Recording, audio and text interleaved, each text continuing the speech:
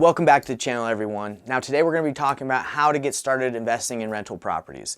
Now the experience that I have, the story we're going to be going over today, I'm actually sitting down with another investor who's been investing for several years now. He used to be a mortgage broker, and he told me how he got started investing in rental properties and in real estate. And actually he backed himself into getting into rental properties, and he didn't even mean to. So you don't always have to be meaning to get rental properties for it to happen. As a real estate investor, we come across a lot of deals. Sometimes we flip properties and they don't sell, so we come take them down. We do the Burr method. So today, listen to this interview that I had with Michael Pinter about how he got started in real estate investing and how he got started with his first rental property, and he said he made over $60,000 on it. Let's dive right in.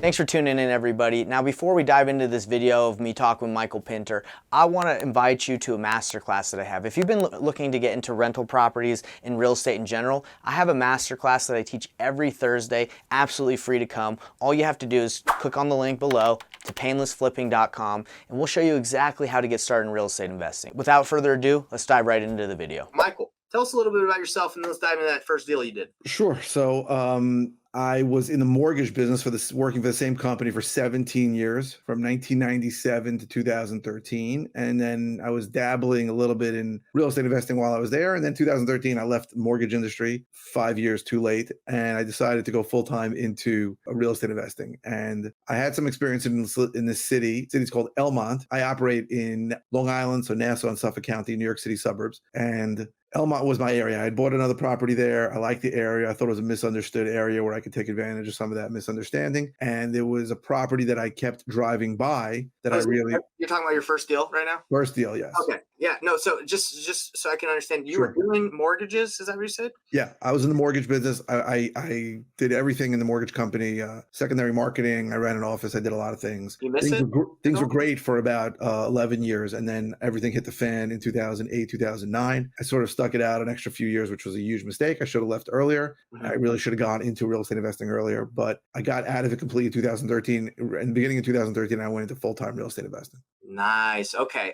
Because I wanted to clarify when you said you got it too early. I didn't know at what time point you did that. Okay, cool. So So let's dive in this first deal. You said, hey, it took a while, and I think just from you telling me a little bit before we hopped on, it seemed a little complicated. It wasn't just a wholesale deal where you just get it and then you sign it. So a couple things. Really, for the first 4 years I was in business, from 2013 to 2017, I didn't even know what wholesaling was. I had heard of it. I thought wholesalers were like knuckle dragging Neanderthals who try to make like $500 on a deal. I thought rehabbers were the guys who made the money. So I didn't really understand the whole concept. I didn't do any marketing direct to seller for those 4 years. I bought everything at live. I went to live auction in my county every single week. I bought at online auctions, and I bought from REO agents, so the real estate owned agents, bank owned property. And there was a lot of that then, because a lot of the crap from 2008, 2009 in New York, everything takes a lot longer than every other place.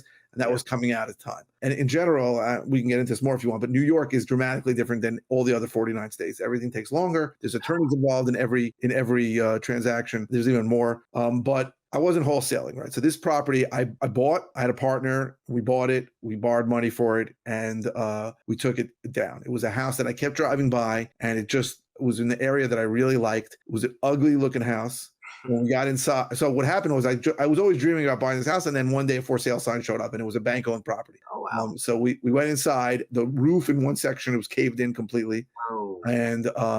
And we bought it. I think we bought it for some, high twos. Mm-hmm. And it really did, crazily, it didn't need that much work. It needed that roof fixed and the flooring underneath the roof, but it didn't need that much. But it was legally a single family that was taxed by the county as a 2-family, but it was set up as a 3-unit. So happens to be in this area of Elmont, there's a lot of illegal units, a lot of basements being rented illegally. And as they would say, ADUs, right? Accessory or additional dwelling units, but most of them are illegal, and the township doesn't like it. But we bought this property, we fixed it up without spending a lot. And real quick, can I ask a question? Does that make it more valuable if it is 3 units, 2 units versus just 1? So it's funny. For some people, yes, right? There are people who will look at that and say, this is a dream come true, right? I can live in one of the units and I can pretty much have my mortgage paid by the others. But for other people, they're scared. They're scared because somebody might complain to the town. They may have to kick somebody out, or their attorney might say, oh, no, you have tremendous liability. The truth is, this is a game that's played all the time. But it depends on the buyer is really the answer. Okay, makes sense. So we bought the property and we tried to sell it. Shockingly, no one wanted to buy it because of the things that we just discussed, the extra unit, and we really didn't do a lot of work to it. It really wasn't in great shape. And we had a hard money loan on it. We got raped on our first hard money loan. I think we paid 16% with 6 points, some crazy number. And we were so happy to get anybody to fund the deal that we just took it, and we used all of our own money for the rest of it. And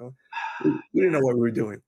So couldn't sell right away. So we immediately rented it. We got it rented in 3 seconds, and we were cash flow positive. So it was working out. And you rented one unit, or did you do the rented three? all three? Rented all three to 3 separate people. Congrats. Okay. And then one of the tenants that we rented said that she was interested in a rent-to-own kind of situation. Okay. So we did a rent-to-own where we gave her a number. I think that number was like $425,000. We had paid like $280 for it and everything. Did you take? Did you get a certain amount of money down from her? We didn't. We raised her rent a little bit, and then we let the additional rent go towards her down payment. Okay. We paid an extra for an extra $200, and in the lease it said $200 a month if they execute this option to buy it was going to go towards her down payment. Got it. And then after about a year, and again, we were cash flow positive the whole time, so it was great. She executed, and we sold it. And she refinanced. I'm assuming she got a loan.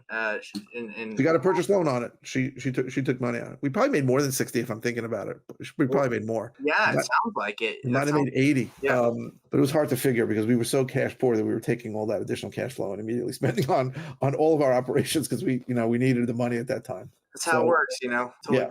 So looking back at that deal, what would you have done differently? Or do you feel like you executed on it just like you probably would now? Except for the hard money loan, you probably know somebody else that probably give you a better deal. But you feel like you did what was right at that time. Right. And by the way, we refinanced that hard money loan. We got a regular Fannie Mae loan. That probably helped a ton. Yes, that helped a lot. But what would I have done? I don't know if I would have done much differently. I probably would have taken a non-refundable, a bigger deposit when she moved in. I don't know if she had the money. So when she did a rent to own, you mean? Yeah. Okay. Like I don't think she had a lot of cash at the time.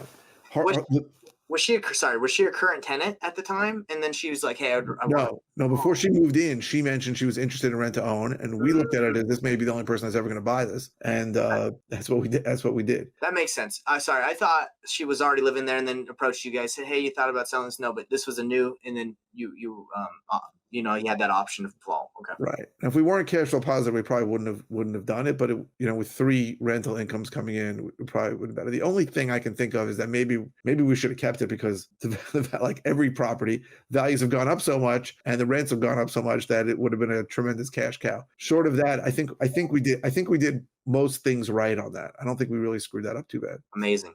So let's talk. So we talked about your first deal, and it seems like you might have had a little bit more experience, or I would say a lot more experience than like the person that just dives in, doesn't know what they're doing. Sounds like you had experience on how to navigate those situations. So for someone that's listening that doesn't, what do you think? Like if they're in a situation like that, would you recommend like they buy it, they can't resell it? Would you recommend renting it out? I guess you'd have to see the situation, but I think any situation where you can't sell a property and you can be cash flow positive by renting it, and you can, if you have a hard money loan, you can refinance it.